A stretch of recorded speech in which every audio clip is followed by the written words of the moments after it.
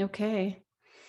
Hello, this is Kim Weeks, back with you after a brief summer break to bring you the conversation on yoga lineages, which is now in its, I don't know, 14th or 15th month. We're having monthly conversations with, now on the Weekswell platform, roundtable intersectional conversations about what yoga lineage is and why it matters. And also some one-on-ones that I've been having this year and will actually have next month with Doug Keller. We'll give you a link about that in just a minute. So I want to welcome everybody coming in, and also welcome it is appearing more and more, the many who watch this or listen to this on recording off of YouTube. And so I'm really happy to give you all a little bit of housekeeping before we get into it with my three friends here, Mary Taylor and Richard Freeman and Barbara Benagh. I'm just so delighted to have the three of them here having this intersectional conversation, which is really the vision of the project itself. So first, I just want to ask a couple of questions to you all logging in. Are you a yoga teacher? The question is going to come up on the screen really quick. Yes or no. It's pretty easy. For a while, by the way, we were asking, are you a yoga practitioner? And then asking, are you a yoga teacher? And then we obviously realized you can't have one without the other. So this is an inclusive question. Are you a yoga teacher or not? And then the second question is, how did you hear about this? Did you hear about it on social media, from the Weekswell newsletter, or from promotions that my guests here today sent out? We're always so happy to have my vision, what I think a lot about. I spend time kind of thinking about these sessions, obviously, before they occur. And I think a lot about how we're all coming from different places, different, practices. And so we did talk before the session started about you, if you don't mind chatting into the chat right now and saying, if you do affiliate with a lineage, which one is it? Is there no lineage? So you can just go down to the chat here and kind of blitz us and tell us, are you a whatever practitioner, a no lineage, what did you say, a freewheeler, Barbara? I love that phrase, freewheeler in terms of lineage. And so anyway, as you're doing that and letting us know, I'll tell you now how the session's going to go. We have 75 minutes today, just under, because we're a few minutes past the top of the hour. And I have questions that I'm going to be asking my guests, and lots of things that they have to say. I have the fortune of having these pre-calls with my guests, and I walk away for days and weeks thinking about all the other questions I have that their answers on the initial questions bring up. So of course we won't be able to get to everything, but we do have a slightly structured conversation today in which we'll just sort of roll with it and see how it goes. And if you, lineages that help, I love that. Somebody just checked in, all lineages help. Oh, good. And so I'm going to start the session pretty quickly. My guests will all have links. We'll be sharing all of that information with you. But as you can see from these calls, especially those who are regularly coming, I'm really interested in talking to, the main modern global yoga lineage heads or presumptive heads. And that's a mouthful of a phrase, but it comes from my interest in talking to people who've been doing this for a really long time and who have leadership in their lineage, have leadership or at least impactful skills. They have longtime students, longtime tribes, as Barbara and I have discussed sometime, over email. And so I'm interested at a time like this, which is who knows what, we'll probably define that some during the session, what yoga lineage is and why or whether it matters. We seem to be at a time when we're changing the way we think, with the way we communicate, where we live and how we work. And there are so many things changing from, I would call, the sort of written word age, the sort of linear age, interestingly, of thinking and of culture, to now a digital age. And so to me, lineages are like patterns. They're sort of patterns of thought or patterns of practice, and maybe patterns matter right now. And so, Richard, I wanted to start with you based on that first question. This is Richard Freeman, by the way. Hi.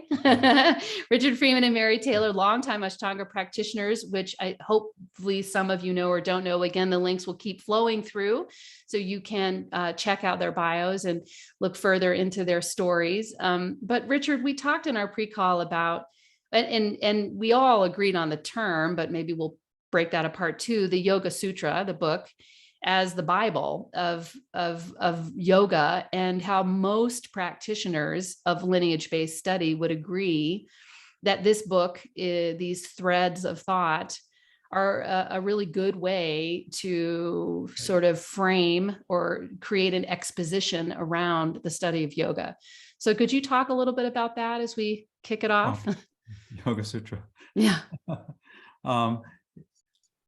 Yeah, Yoga Sutra is actually a very deep and difficult text if you really want to read it. And so what often happens is people will read it a few times and then they'll remember certain things out of it that they like, and they'll ignore the rest of it because it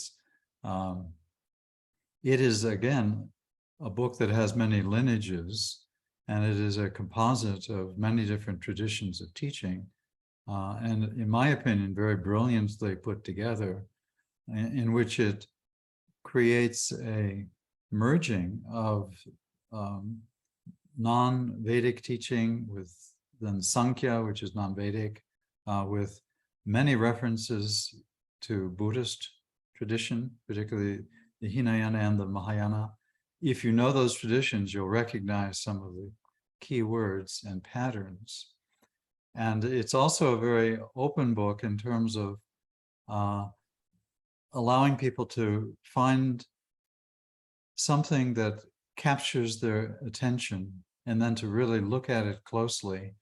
And through that, then to develop the skill called samyama, which is the ability to go into samadhi around something which basically is either considered sacred by some lineage or another lineage, or something which really captures your attention and leaves you awestruck or in nirodha. And what's fascinating is all of the commentaries on it.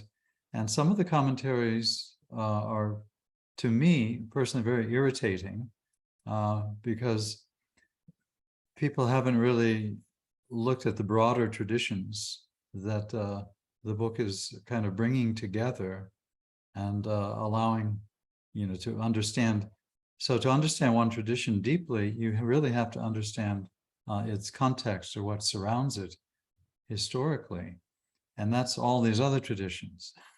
It's just like with people. You want to understand a certain person historically, you got to know more about their family and their culture, their religion, the geography, what time, and this is fascinating. And I think the overall effect is then you become much more open to all of the variety of different approaches. Some are radically different, some are just very slightly different, rather than becoming prejudiced and thinking, oh, this is what it means. And so when we say Ashtanga Yoga within the more Hindu context, they're making reference to the Yoga Sutra, basically. But curiously enough, in the Four Noble Truths of the Buddha, he also taught the Eightfold Path. The eight are different in a fascinating way, but that's also Ashtanga, or their 8 limbs, if you're into the Theravadan Buddhist tradition. So it's an important text and very easy not to understand it. And then if you don't understand it, the text is fine with that. You just have to observe the pattern of your mind not understanding it and focus on that. And so it's a very wonderful thing, I think. Can you give me an example? You can be very good in yoga without even ever hearing of the Yoga Sutra. Actually, now I have 2 questions, but I was going to ask, can you give an example of reading the text and not understanding it? In other words, what would be the practice of not understanding the mind, or observing the mind, not understanding? Yeah. So the most common example is yogas chitta vritti nirodha. That yoga is the nirodha of chitta vrittis. And people associate nirodha with suppression, or putting it down, getting rid of it. And sometimes in modern Hindi or something, Nirodha could be like a workers' strike or something, politically or something. But sometimes the common interpretation is that the chitta vrittis, or the variations, manifestations of chitta or deep mind, are a bad thing, and you want to hit them down like in what's that game called? Whack-a-mole. Whack-a-mole game. And a lot of people really, yoga practitioners sometimes interpret it that way. The chitta vrittis are bad things, so we got to whack them down. Not understanding the obvious thing is that it's just a thought that chitta vrittis are bad is also a chitta vritti. And so a lot of people have a real discomfort with paradox.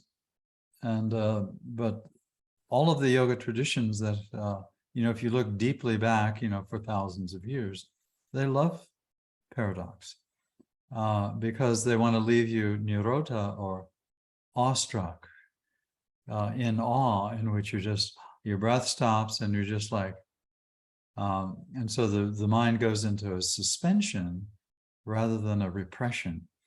And so the chitta vrittis are in many other, some commentaries, chitta vrittis are divine. They are Daivi Shakti. They are the goddess of vibration, which is everything. And so when you feel, I'm butting in here, but when you feel constriction, like in your breath, in your mind, in your body, just in the sort of mind state where you feel like, you're holding something in, that is an indicator that you're not in this state of suspension, like just hanging in a cloud and kind of surrounded by trust and in the capacity to not know for certain.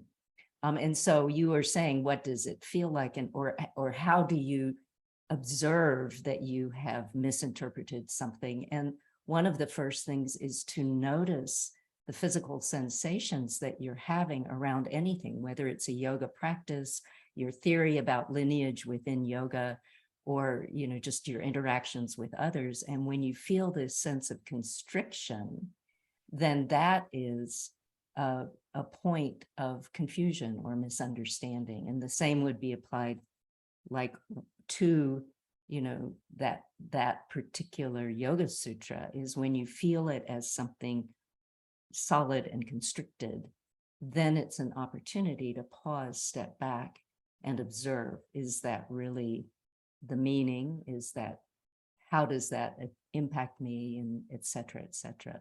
So that's the indicator. That's like the red flag that goes up. One of the reasons that I feel that the Yoga Sutra Patanjali is, your question was, why is it the Bible? Yeah. I think, Richard just spoke so well about, the depth of the text.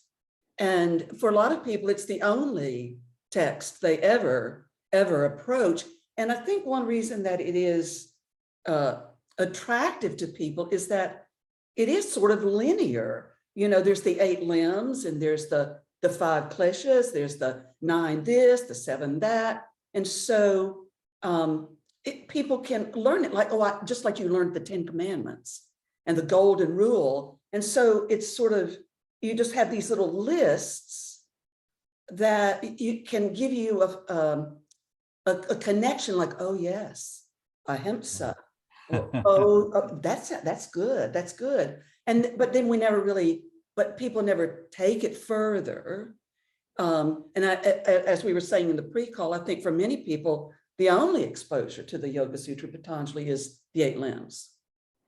And so, but I think that's why it's people are going to read the Yoga Sutra Patanjali before they tackle the Bhagavad Gita usually, because you can just learn some lists and go, I'm going to be kind. And hey, that's a great place to start.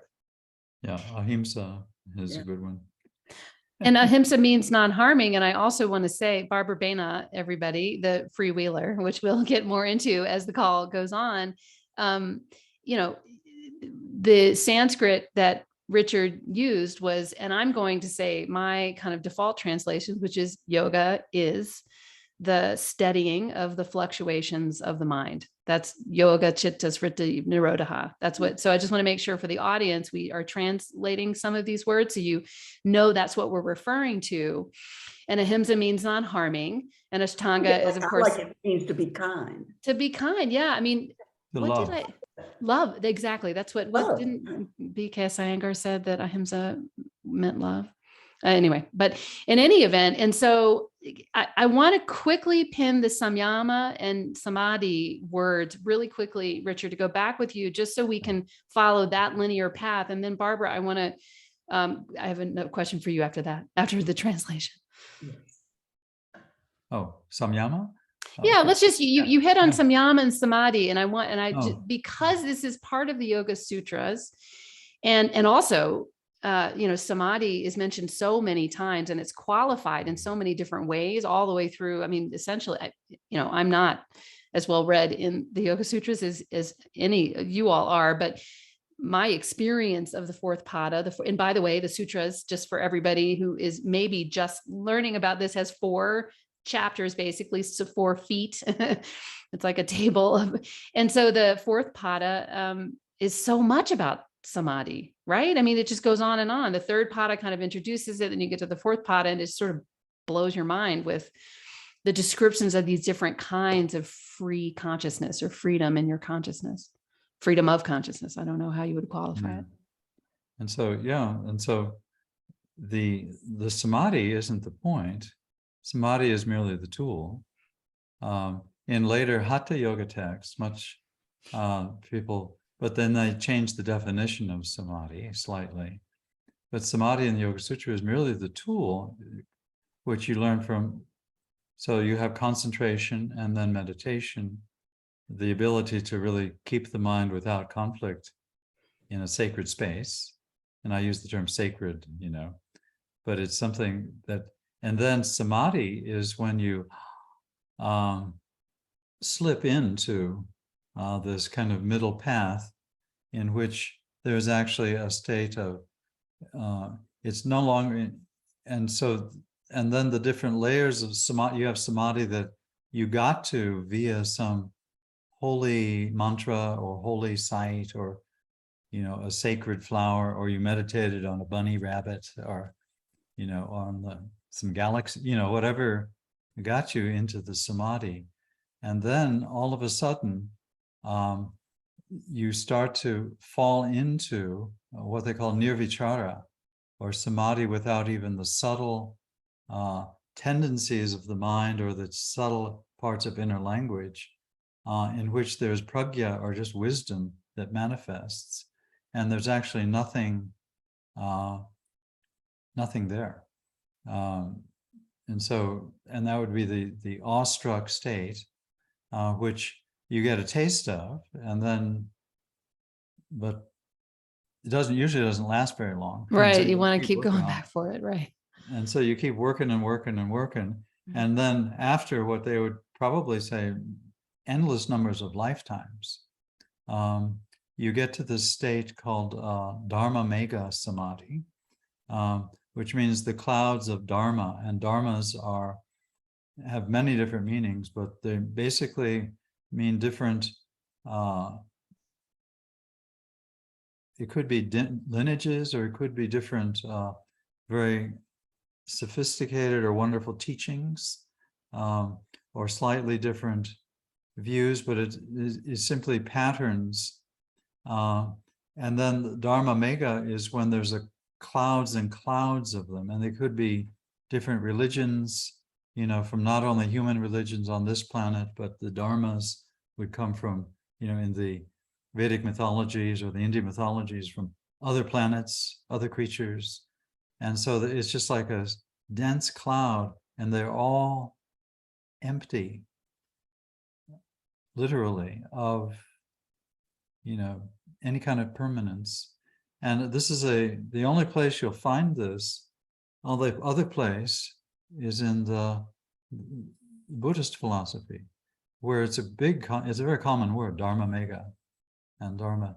And so then that takes you into wisdom or foreknowing, and then that will and if you keep practicing moment by moment, on basically what the phenomenon of, is no longer a theory, but it's this, what would I say, feeling, or this is where embodiment helps. Intuition, insight. Yeah, intuition, insight into Truth. the very nature of everything. Yeah, which Mhm. is like, in terms of prana, it's just the Right. fact that prana is this fizzing, blossoming, energy, And we which should, then reveals emptiness. Yeah. and so talking about the modern yoga practice, I want to rewind a little bit and talk about, the three of you and your experiences coming into yoga, because one of the things I was thinking as you were talking, Richard, is can you practice yoga without a teacher? Can you be teacher free in your practice? That's a question I have, but it's sort of embedded in the larger question is, and any of you can speak, maybe Barbara, you could, or what drew you to yoga? Because what drew you to yoga, I would like to suggest, is not dissimilar from what's drawing the 40 million people being drawn to yoga right now, right? Or let's talk about that. So anyway, I have a lot of questions at once, but please take any of them that you want. I think that, I've actually thought about when I started taking yoga in 1972, so 50 years ago.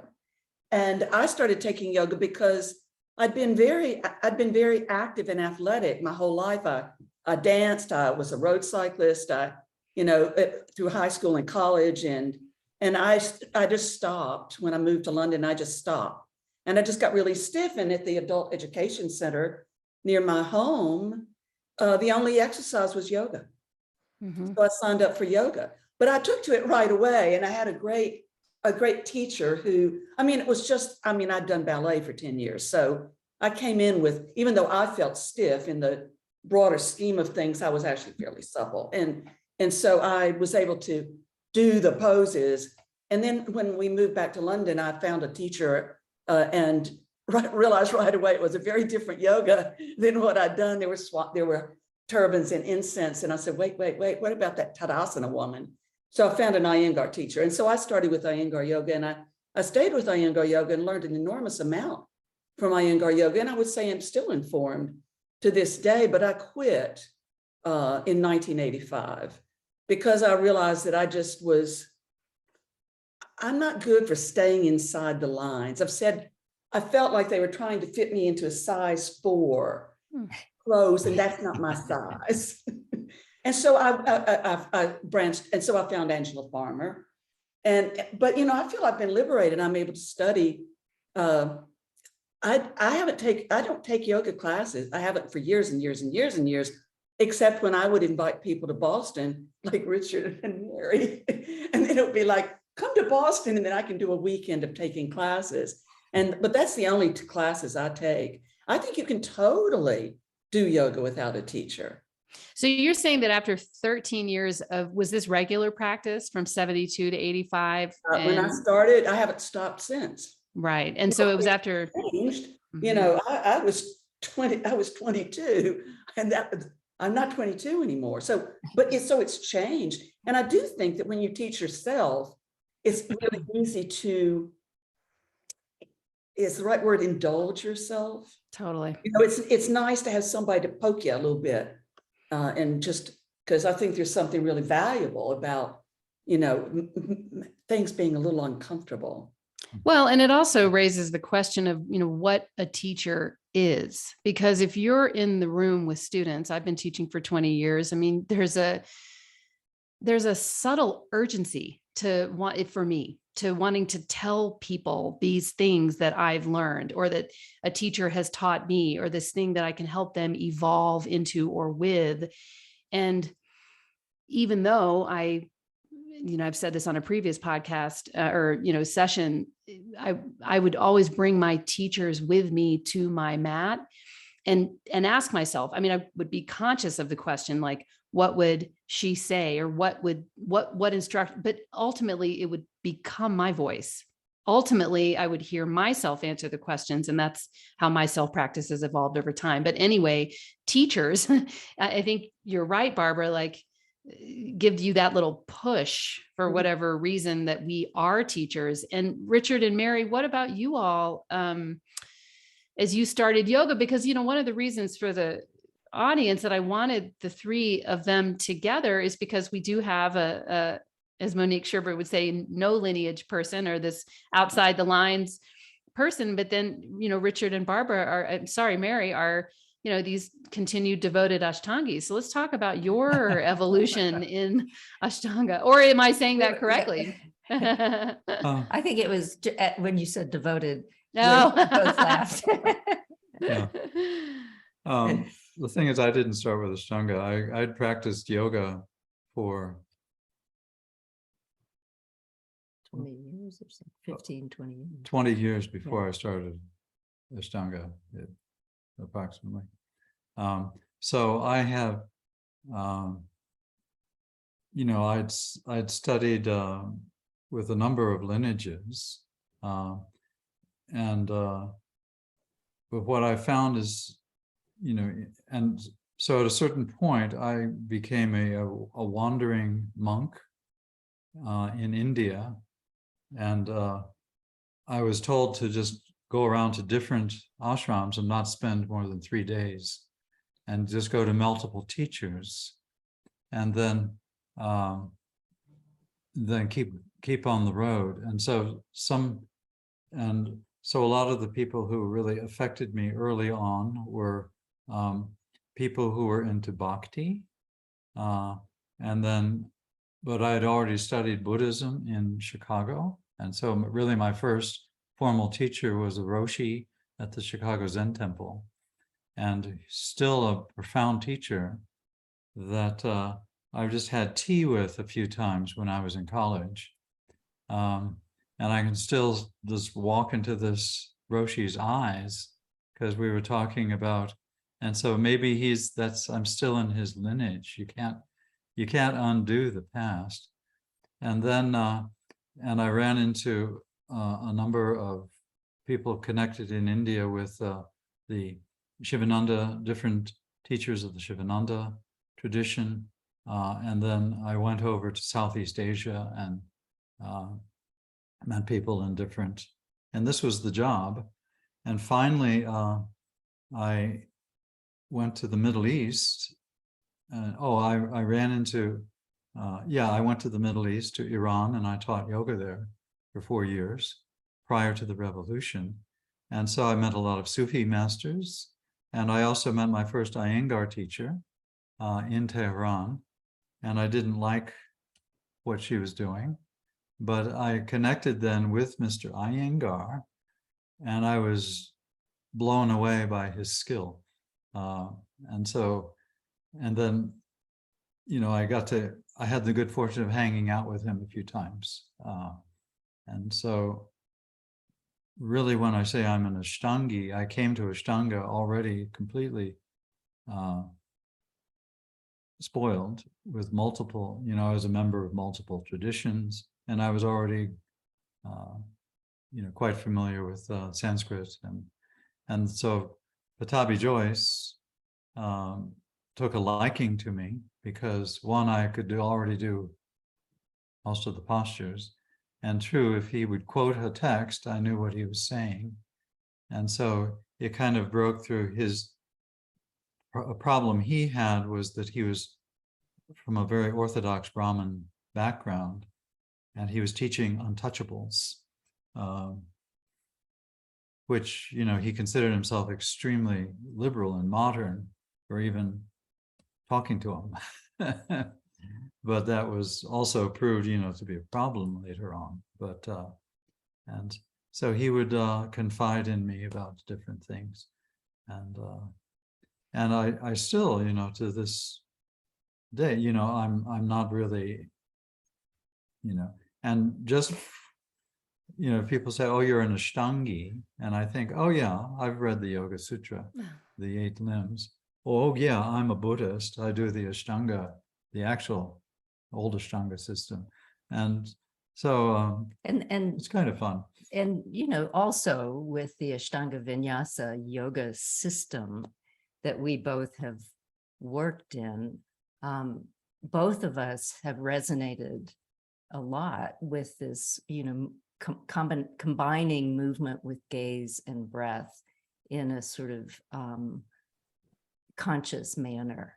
And so I think that we laughed a little bit about devoted Ashtangis because on one level, yes, we both feel devoted to the practice, but we're not people who see it as something. Neither of us are people who see it as something separate and solid that cannot be and should not be influenced by other outside forces and theories and people. So that's kind of what made us both laugh at that moment. And actually one of the thoughts I'd had in preparation for this talk was how a lineage, whatever it is, whether it's a yoga lineage or a family lineage or whatever, it is made up of all of these different parts. And what makes something a lineage is that it goes back in time, but it also has a sort of circular or a time element, like we were talking about, Richard and I were yesterday, about how things also are folded into a sort of time element of a process that's going on during any given moment. And so a lineage is something, yes, that goes back in time and is tested through time in various ways and survives because there's at least a seed that taps into people at different parts of their lives. And for those of us who encounter, say, I encountered the Ashtanga lineage, I have no ability to really understand all the people who've done it and all the different elements that have added up from the different traditions that Krishnamacharya and others far before him, had. My best efforts can be to look as deeply at the parts that really resonate with me and bring into them my own authentic and curious take, and rather than trying to jam them down the throat of someone else and say, this is what this lineage means. And that's where, for me, it falls apart in lineage language, is when people start sort of making a lineage more small rather than more extensive. And each one of us can only do so much with it because we are just one person. But then in terms of having teachers, whether they're within the lineage or, like Richard was saying, I also study a lot in the Buddhist tradition, and I see those as very complementary. And they're complementary because it's me. I'm getting an angle from this angle and this angle and that angle, and I try to look again. Yeah, every teacher is merging other. It's just like, say you're a very proper kind of orth. You have at least two parents, okay, and each of your parents has two parents, so you have 4 grandparents, and you just do the math, and you get 8 great-grandparents, and you get 16 great-great-grandparents, and that's 32 great-great-great-grandparents, and you can keep going, and all of that is lineage. So let's say, if we're in the lineage of Krishnamacharya, and Krishnamacharya was a Vaishnava, which is a devotional lineage, part of a South Indian lineage that has very interesting devotional texts. But Pattabhi Jois, he was part of the Sri Vidya Tantra of Shankaracharya, And so so there you have two lineages. And so every lineage, considered a lineage, goes back thousands of generations. And so traditionally in India, if you do a lineage chant, like some of the early Rig Vedic chants or early Upanishads, they'll have pages of all of these different teachers in lineage, and this is covering many hundreds, if not thousands, of years. And so it's like evolution. If you ever get into Darwin, there's someone who's talking about lineage there. Okay. Yep, that's true. Well, what Mary was saying about, we've sort of gone back and forth between using lineage and tradition, and it may just be semantics, but to me, the idea that it's a tradition, it's more about the culture, and that seems to me like that's kind of what Mary was saying about being able to present her own curiosity. And I think what can happen is that I understand why people are drawn to a lineage, and some people more than others. It's the people that like to join, and there can be a safety in there and a feeling that you belong to something bigger than yourself. And all this is true, but it can also become very static when you become, a fundamentalist about it, because then instead of being inclusive, and this is really why at the end of the day, I can learn a lot from a lot of different sources, but when it's like, okay, this is the only source, if you put it with Christianity and the fundamentalist, it's like, it's the Bible and nothing else. There's no room for any other way of thinking. And that's what can happen. And it becomes very static. And then it also, I think, sadly, because people come in with open and yearning hearts, and they get taken advantage of. Mm-hmm. And so I think when it becomes that static, a linear viewpoint, and you have your blinders on and you're not allowed to look left or right, then ultimately it's stifling. And that's it can be worse than stifling if you look at history, because that's when the yogis or the priests get hooked up with a politician or a king, and then it's just my way or the highway. Yeah. And historically, many tragedies have unfolded. Many cults have That's and caused Kim, great suffering. you had asked about the role of a teacher here too. And I think that, in this conversation, in terms of lineage, even if you have a teacher who feels very devoted to their particular lineage, you have to be really aware of the fact that if they say, only believe what I believe, as Barbara was saying, or only read these texts, that's a real red flag, that a teacher from whatever lineage that is a healthy lineage that says, here's my belief, here's my teaching, here's what I understand. Now go to find some other teachers, go and look at these texts and read them for yourself. And when you find a teacher who is free enough to do that, then that is a function of a healthy teacher-student relationship. And that's so important to know and to really recognize when you run into the opposite of that. And I'd like to ask a question specifically or further to that. I want to dig in a little bit, because where does the agency, or is that synonymous with free will, of the teacher end, and where does the student's free will or agency begin? And I ask it that way because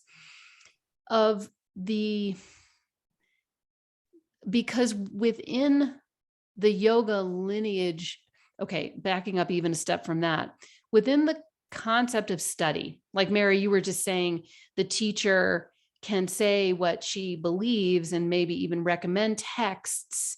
But already when you're talking about a teacher and a student talking about texts, you're sort of at a next level place of yoga practice relative to millions of yoga students and teachers even today, back to what Barbara said, that, it may be that many yoga teachers, in the United States, of which there's basically, there's a teacher for every 2 students. I mean, we're at a ratio of like 1 to 2 or 3 at this point, which we'll get to in a minute.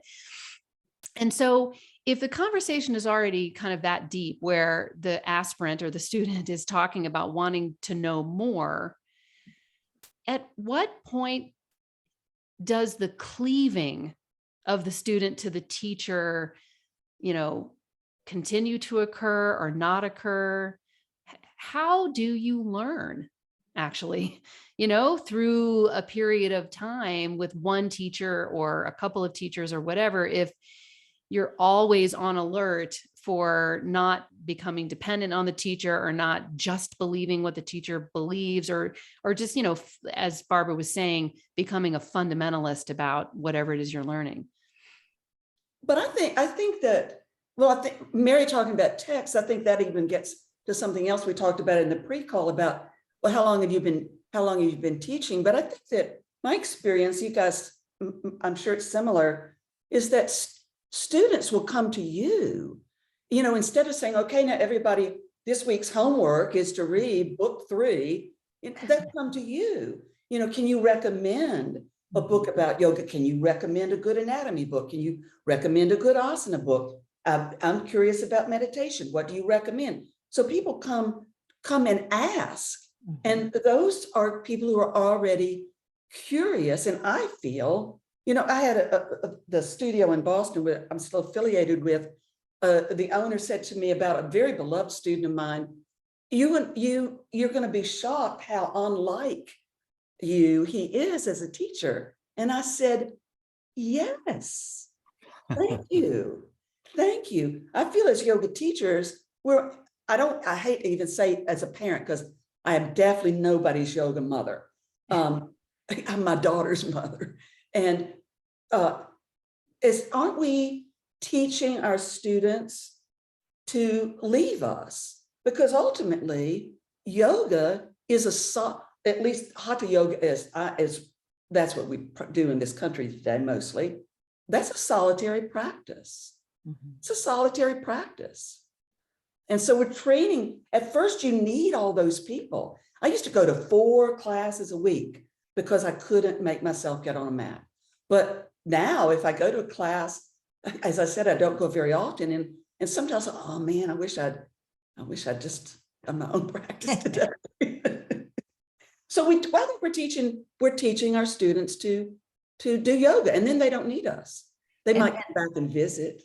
And as a student, I think that, an element, as I was saying, it's a red flag if the teacher says only study with me, but also as a student, you are drawn to yoga, as Barbara so eloquently put it in the beginning, for some personal reason, often because you just have this yearning to find something deeper.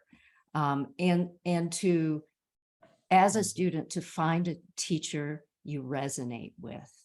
And as that teacher, the ideal is that the teacher, as Barbara said, is more of a servant or more of a support system rather than someone cramming stuff down your throat. And that as a teacher, you look at each student individually and say, what might serve them at this juncture? And you listen carefully. And the same goes for being the student, that you really have to resonate.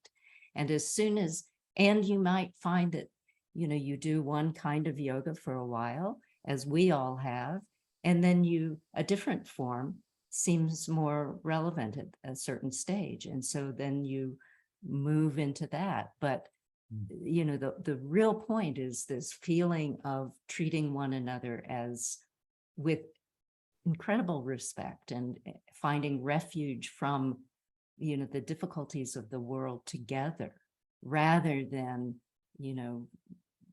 trying to mold people in your own image or be molded, by someone. And although it's good, you might feel like you belong if you are part of a lineage, that's a great thing. But then also keeping your own independence and authentic approach to things is important. Yeah. Can I, oh, please go ahead. Yeah, so the tendency of the ego is it wants to belong to a cult or a family, cult in the broader sense, not necessarily a bad cult, but we know where it goes. And so, but that's the tendency of the ego, even if it's, I'm the head of it. And then through, I think, a skilled teacher gets students, it awakens their curiosity. Like, oh, look at that, isn't that, it's just like a good teacher of any subject in school. It's not so much about the teacher, they get you to actually look at what the subject is, or the objects. Say, oh, look at those trees over there, and then you become interested in trees, or look at history, and the teacher disappears, and the student then goes, wow, I'm curious. And so that would be a skilled teacher. And traditionally, and this is and this is in the old school of yoga, that if the student doesn't ask, you don't tell them. If they're not curious, then they're not gonna, if you just say, oh, this is the great subtle secret, but they're not curious, you're just wasting your energy, and they won't understand it. And I think what Mary said about, the importance of a teacher that resonates, it almost circles us back around to lineage, just because from my own experience, I think I said this to you, Kim, the only people I'll do the primary series for are Richard and Mary. And, I would do it like every couple of years. And, good job. But I always, to me, it wasn't the method. It wasn't learning the series. To me, it was, I took a class. I think I took a class at a Yoga Journal conference, Richard, and it was not the method that got my attention. It was the teacher that got my attention. And the subject could have been anything. And, it was and Barbara, yes. Yeah, to kind of dovetail on that, it's really a teacher who is able to get you into a space that the yoga practice itself does what yoga practice does, which is to open you up and to give you insight. And so it circles back around to whatever this is. When we practice, the practices themselves are the teacher. They are what keep us improving and becoming more kind and becoming more engaged in the rest of the world. And when, so that's the element that, you can talk about it forever, but if you're not doing the practice in a way that is liberating, then you're stuck. And I have a question about that too, because when Yoga Journal ran that 2016 survey, where they surveyed, I think then it was sort of mid 20 million, practitioners of yoga in the country. It's just the United States. If you dig into the questions and the data, how they were collecting it, if you took a yoga class 2 times a month, you were considered by them a yoga practitioner, a yoga student, a person. And when I learned that, I thought, oh, okay, now the conversation can really start, because what is yoga practice? And I'm not asking us to, litigate how many times a week or how many hours a month, or anything like that. But it does seem to me that we do keep coming back to this idea of, maybe it isn't repetitive, but I think it is. Isn't practice about looking at the same thing from a different place, doing it again and see what happens the second day, the third day, and right? And in the context of practice, I keep thinking about that word you use, Mary, the yearning, that I think that the yearning might be what brings people back a second time, not in, and I'm not, no criticism at all to anybody who's taking yoga twice a month. But if you go like Barbara to a class, like Barbara was saying, and then there's some yearning inside of you that is it soothed? Is it quieted? Or, something happens inside you that makes you want to go back for the next practice to see what happens to you. Is that what a guru was supposed to have done or does do to shine that light and dispel that darkness? I'm just translating roughly guru here. I know it's a huge topic, but I am really interested in the modern yoga teacher and how, there's a great artist out there, hip hop, called Guru. He's very good, but there's a lot, but where guru is used everywhere for everything. So Master. Yeah. There's so many masters. There's so many masters. Yeah. So I don't know if I have a question in there, but maybe I did. And if I did, please. It just reminded me You of. started it by saying Mm-hmm. it's a survey, and Yeah. the way I think your question kind of morphed, Yeah. but it sounded like your question was going to be, if somebody is doing yoga going to class, that's different than doing yoga. If someone's It's different than practicing. month, Yeah. then are they really a yoga practitioner? When many of my students at this point in my life, I know most of my students, but I have student would come to class. I don't know what their life is. They may only be able to get out of the house twice a month. This might be the only time they can go. And if they've been doing it twice a month for several years, I say, yes, they are. And I think that there are going to be people like ourselves. I mean, it changed my life. Yoga changed my life. But for most people, it's just a part of something else that's going on. I never thought I'd make my living as a yoga teacher.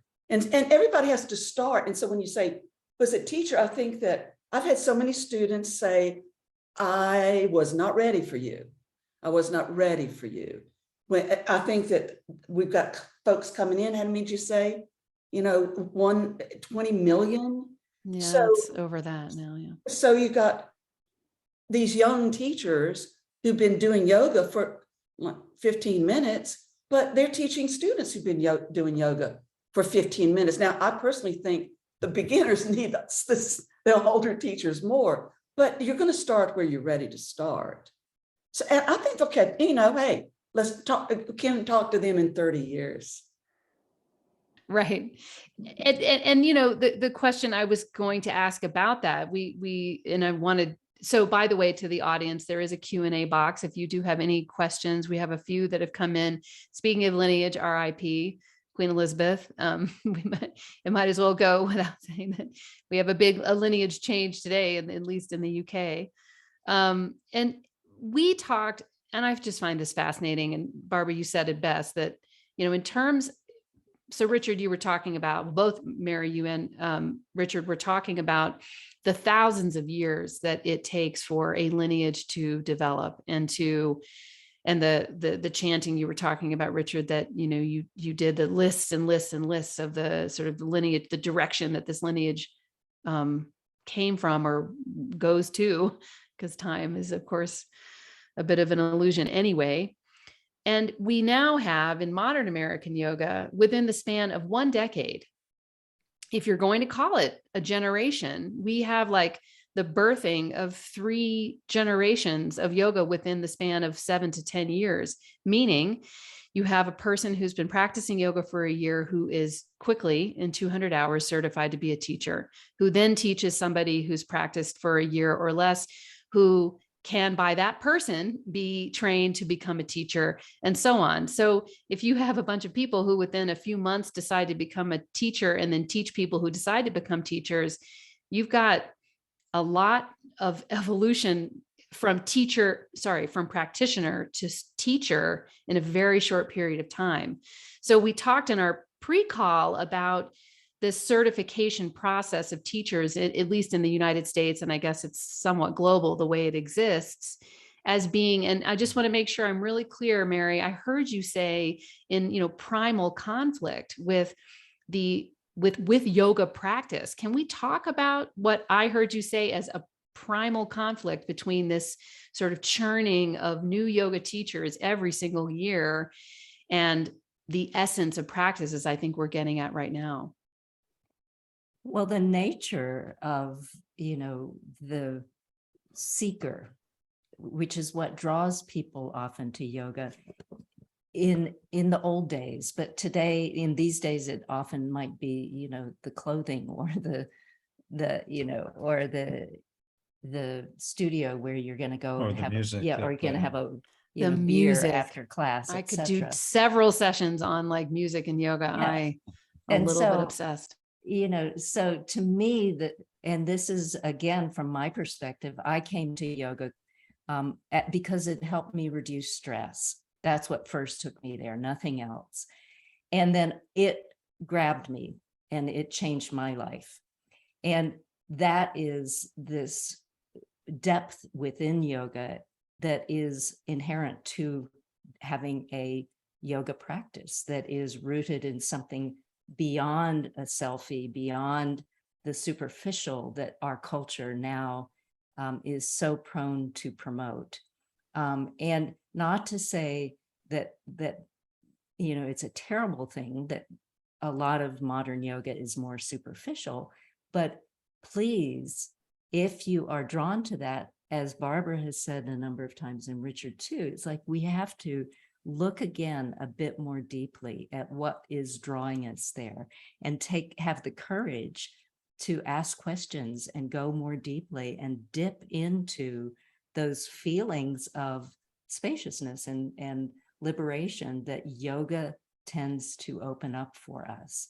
And so in a class where you are not allowed to go deeply, that's both appealing to those who are afraid to go deeply, but also it's a disservice. So that's, we're running out of time. I don't want to go on and on about it, but No, the real thing please. is to keep, as a practitioner, as a teacher, when we do this, keep looking, keep learning, yourself. As a longtime teacher, I am so happy to continue to learn and to learn from people like Barbara or from Richard. Yeah, sometimes we become teachers and then we think, now I'm a teacher. And I've met people who've done, like a 2-week teacher training, and they're now a teacher, meaning they're not a student.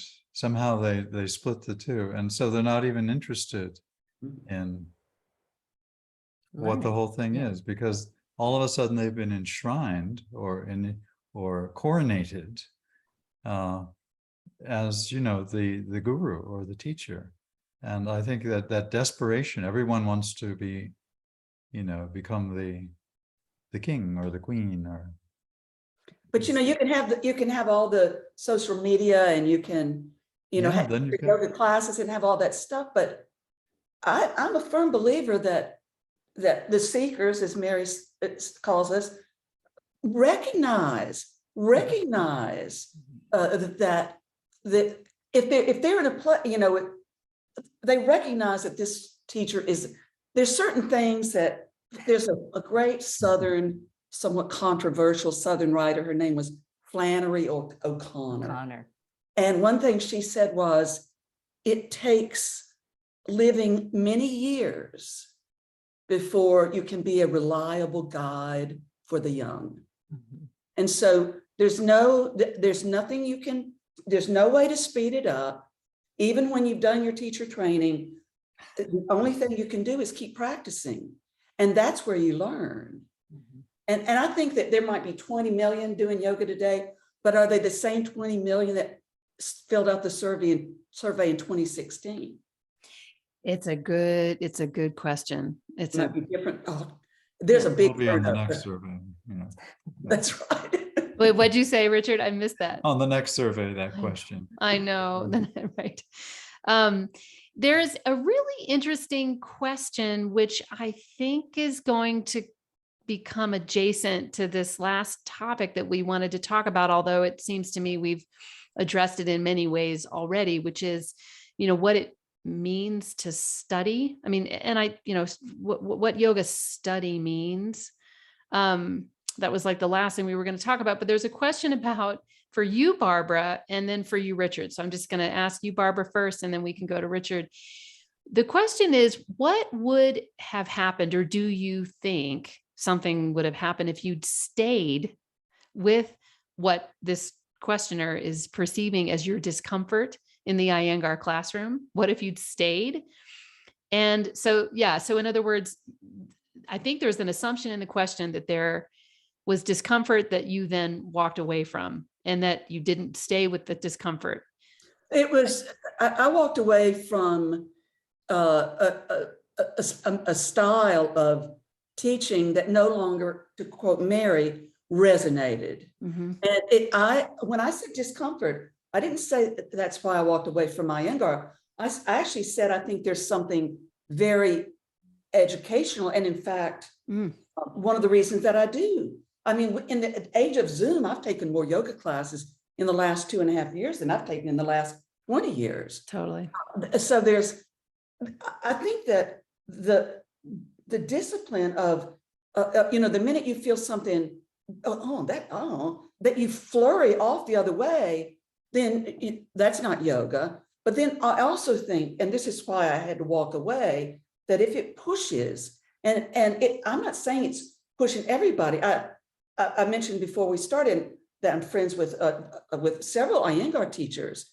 I'm great friends with John Schumacher, who loves the Iyengar method and has done it. We were doing it when he was doing it, when I was doing it, and he still is moved by it every day. But I got to the point where I was feeling something about certain methods of teaching and a level that I would move it out of what you could say a progressive discomfort to downright physical punishment. And I didn't, and then I discovered some other teachers that I felt just as deeply inspired in my practice and was able to continue. I mean, until just a few years ago, I mean, I do asana, and I've done some fairly advanced asana that most of it's retired along with myself. But I didn't need that. So it's not about what if I had stayed. I could not stay. And I had a yoga studio and I lost, I'd say 75% of my students. Yeah. Because I said, I can't do it. I just can't do it anymore. And, I'm sorry to interrupt. But I was told, I'll end right now, but I was told by more than one person, you've quit because you can't cut it. Right. Yeah, I mean, and encouraged me all the more to walk away. For those, who are regulars on the Yoga Lineage call, or if not, Angela Farmer has already been on this year and has, spent an hour talking about 75 minutes about really similar reflections of the journey that Barbara's describing, in terms of her and Victor's decision to leave. Well, the split that occurred between them and the Iyengar yoga tradition. There's a lot there. There's a lot to examine, and it's not unusual in the yoga world here. And here I am. And speaking of generations, as we discussed on our pre-call, I'm sort of you all are my parents. Okay. So you're my moms and my dad. And so, in terms of yoga, I know, I'm just kidding, but I'm saying that I'm the generation below you and have inherited what it is that you've put out there in the ether. And I was not an Iyengar yoga teacher until 16 years of teaching. I'm kind of having a reverse experience, but it's not unusual out in the world of yoga to hear lots of people I've heard in your generation who are no longer Iyengar yoga teachers who, I've got an email out to Donna Farhi. Her bio is like, I just kept getting injured, and that's why she walked away, because she felt that it was injurious to her body. So I think there's a big conversation out there about what happened at some point in the Iyengar yoga lineage when lots of people were feeling very harmed, physically in the classroom. And so there was this second question here, Richard, is Guruji. I'm assuming this is a reference to Pattabhi Jois. I have kind of a question embedded in this one, which is, what was his motivation, or what did he talk to you about? What his motivation was and what he was doing as he was teaching or touching the untouchables, what he was doing with the untouchables as this coming from this Brahmin lineage, and how radical an approach that was. And I guess that's my question embedded in the question, which is, can you describe his skill that blew you away? What was it that, kept you with him? Oh, with BKS. I'm sorry. Okay. Yeah. The question is not about Pattabhi Jois. So never mind my untouchables question. This question is about BKS's skill that blew you away.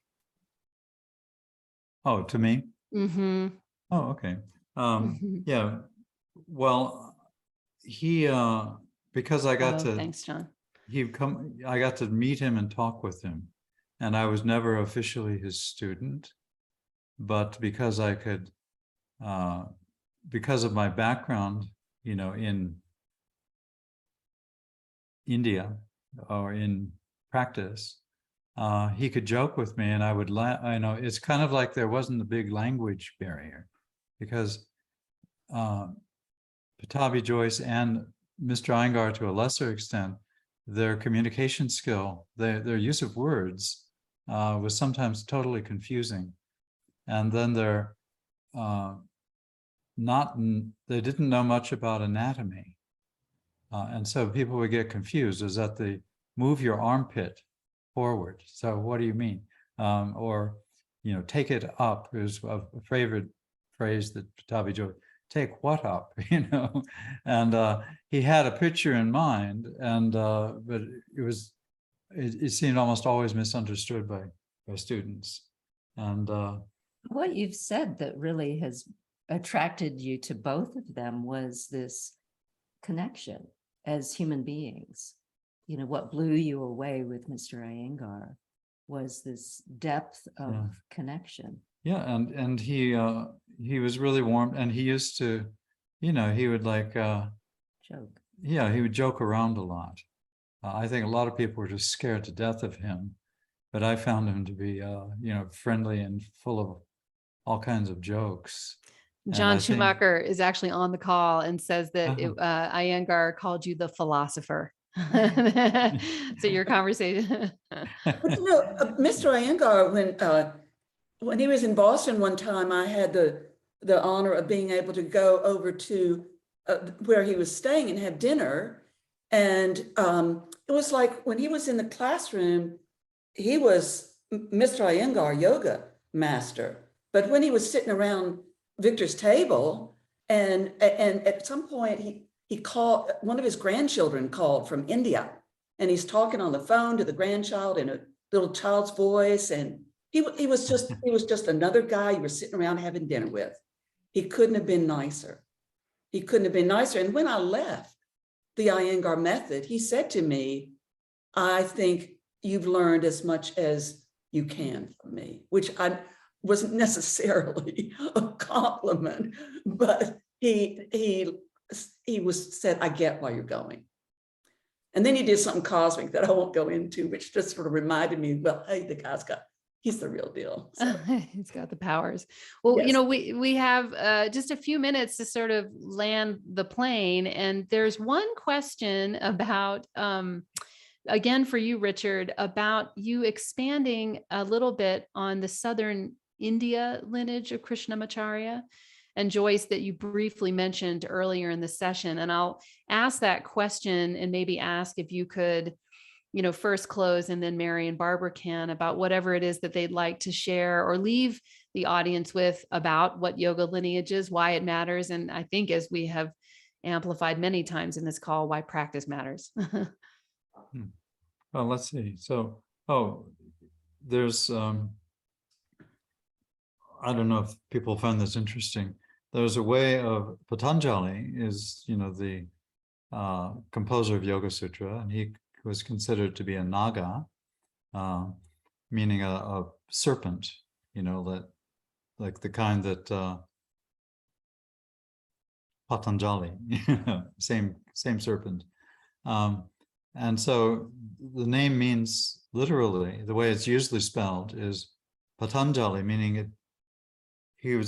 When Patanjali was born, the midwives, they handed the little baby to Mama, and she looks at the little baby, and he's a serpent of infinity, and so he slithers and falls out of her hand, meaning, the hands couldn't hold the entire infinity of the serpent of infinity, and so he fell from the Anjali, from the hands.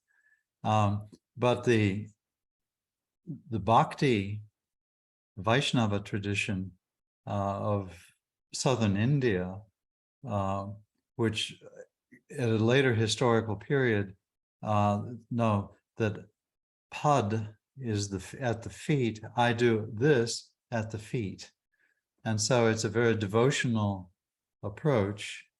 And I think that was a response to the Mughal dynasties and the devotional part, and it was the devotional part of Hinduism that then re-examined the role of goddesses, of women, of caste, to bring it all back to love.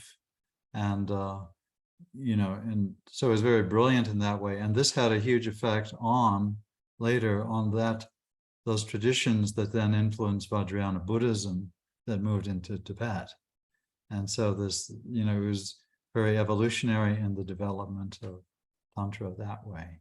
And so, but the initial approach, and so Pattabhi Jois was more the non-dualist tantric school of Shankaracharya and Krishnamacharya. And so Pattabhi Jois actually had both lineages heavily influencing him amongst other family things. And it's enough to get somebody confused unless they really practice.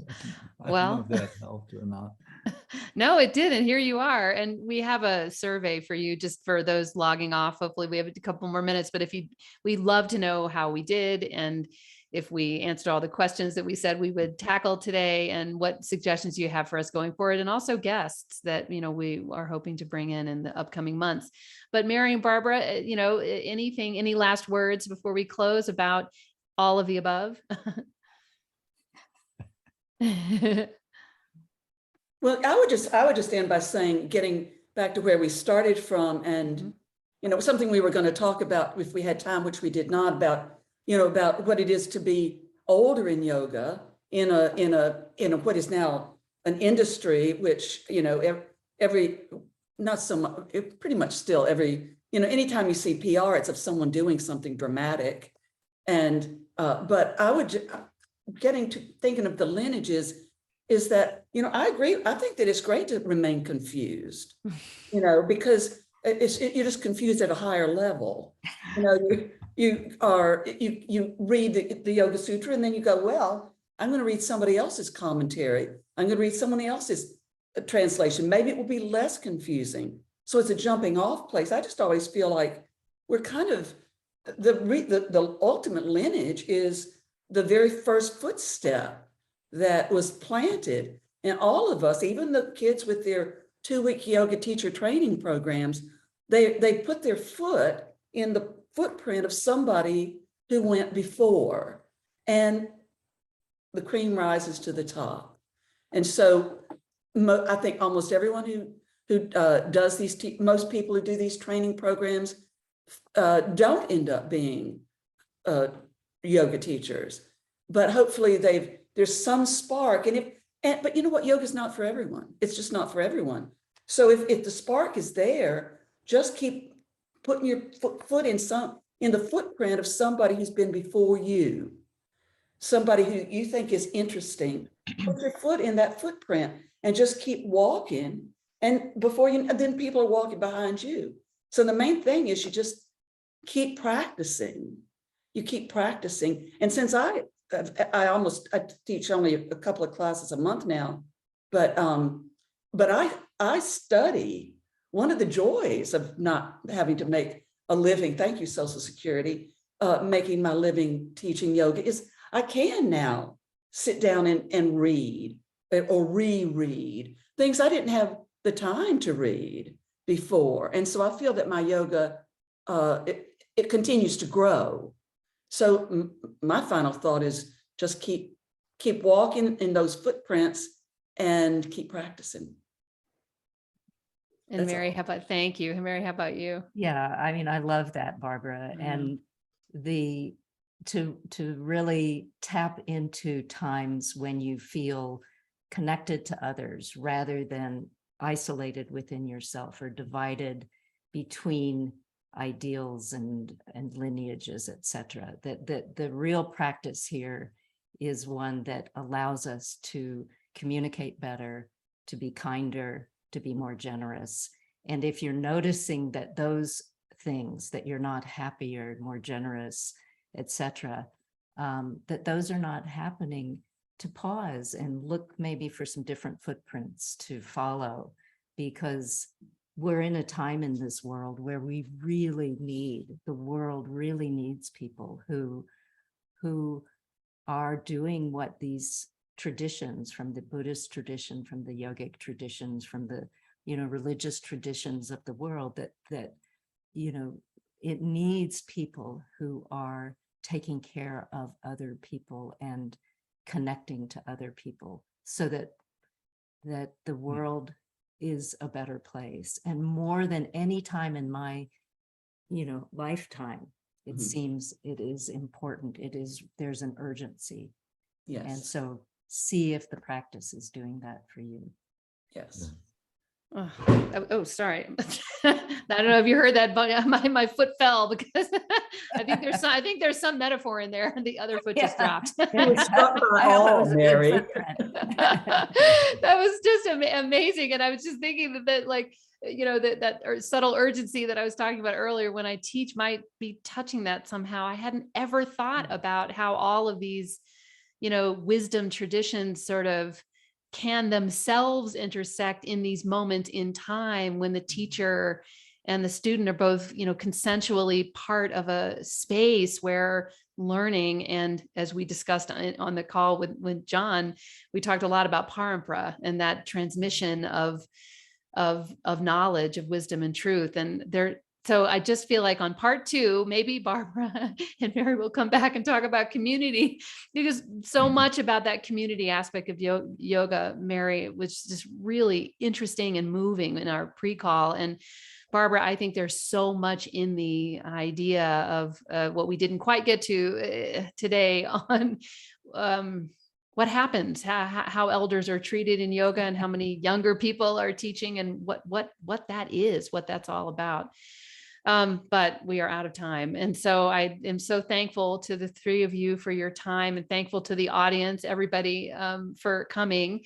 Doug Keller will be back with me, rather, I will be back and Doug will be here, quote unquote here, wherever here is, on October the 5th or the 8th, but it's on the site. And this recording will be available. We'll be re-releasing it this fall as a podcast, and we'd love to know what you think. And I just hope I have the chance to see all of you.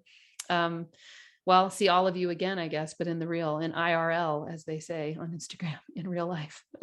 Thank you so much. Thank you, Kim, so much. Yeah, thank you, Kim. Yeah. Take good care. Okay, bye. You Thanks too. again so much. Yeah, thank you. Take care. Bye. Bye.